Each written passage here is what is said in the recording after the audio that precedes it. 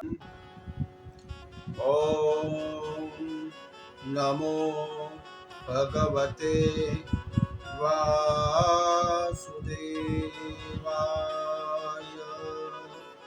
स्वस्ति श्री गणेशाय नमः।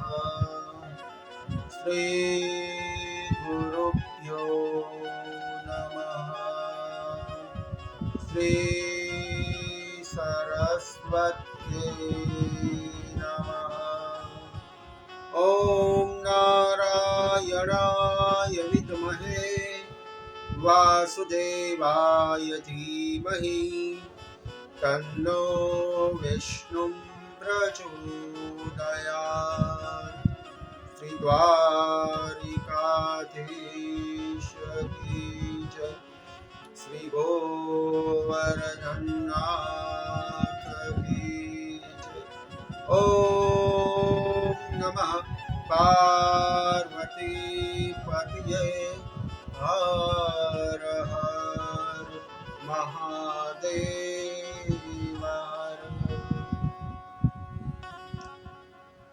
कमला एकादशी अधिक मास पुरुषोत्तम मास महापुण्यकारी पुरुषोत्तम मास में पहली एकादशी शुक्ल पक्ष में आवती कमला एकादशी।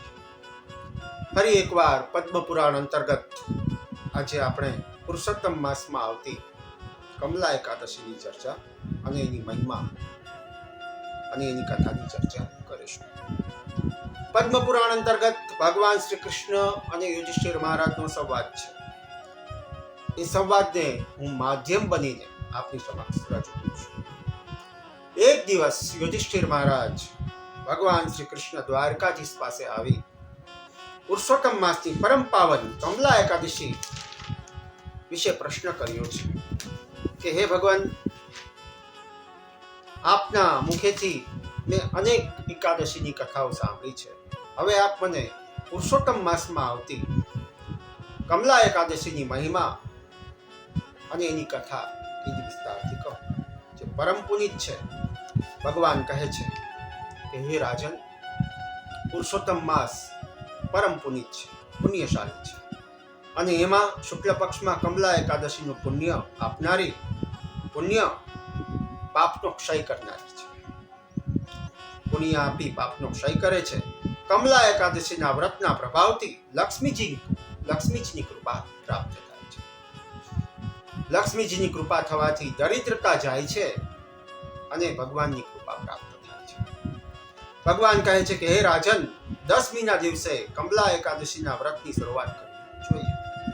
10મીના દિવસે एक टाइम करी एकादशीना दिवसे ब्रह्म मुहूर्तमां जागी स्नान आदि करी भगवान श्री हरि विष्णुनी यथाशक्ति अर्थात पंचोपचारे 16 राजोपचारे पूजा करी यथाशक्ति ओम नमो भगवते वासुदेवाय 12 अक्षर मंत्रनो जप करवा जोईए।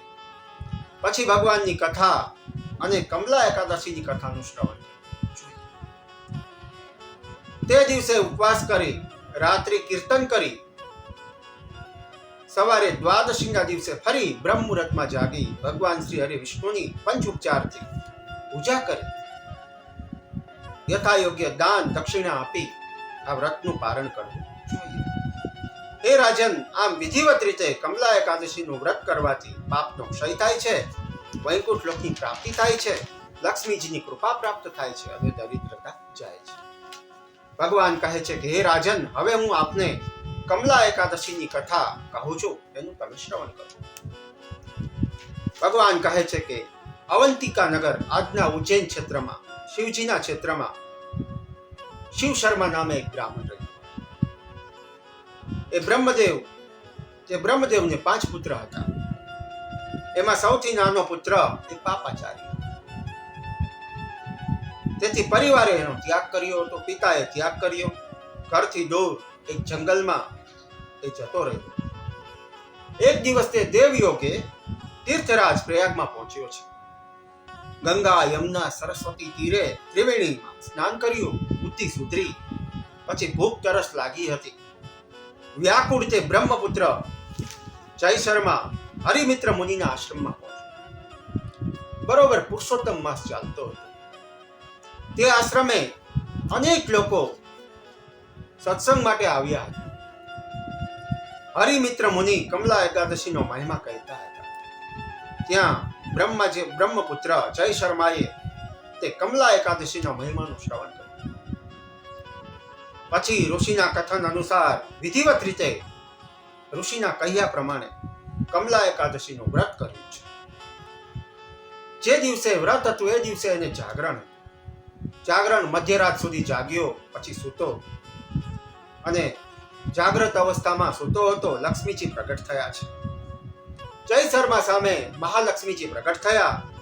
કહ્યું છે, હે બ્રાહ્મણ, હું કમલા એકાદશીના વ્રતથી પ્રસન્ન છું.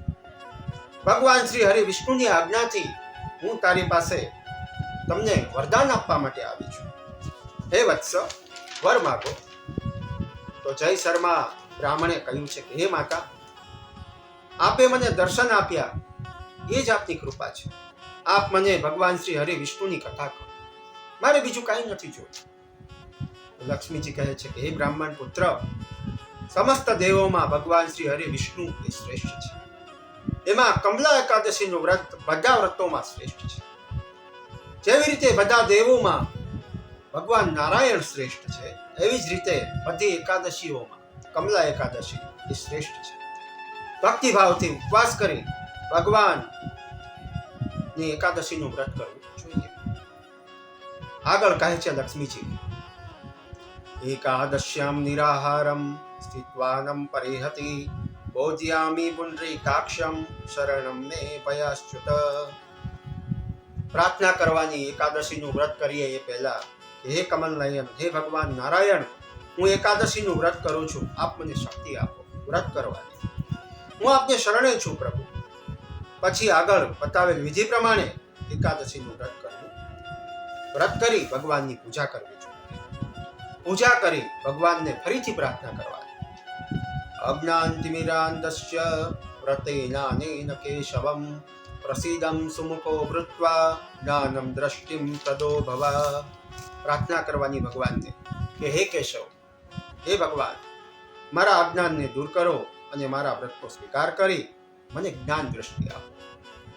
પછી દ્વાદશીના દિવસે બ્રહ્મભોજન કરાવી દક્ષિણા આપી. લક્ષ્મીજી કહે છે કે હે બ્રહ્મપુત્ર, આમ વિધિવત રીતે કમલા એકાદશીનું વ્રત કરવું જોઈએ. આમ વ્રત કરવાથી પાપનો ક્ષય થાય છે અને વૈકુંઠ લોકની પ્રાપ્તિ થાય છે. ભગવાન કહે છે દ્વારકાધીશ કે હે યુધિષ્ઠિર મહારાજ, હે રાજન, આમ કહી લક્ષ્મીજી બ્રહ્મપુત્ર જય શર્માને વરદાન આપી, આશીર્વાદ આપી વૈકુંઠ લોકમાં ગયા છે.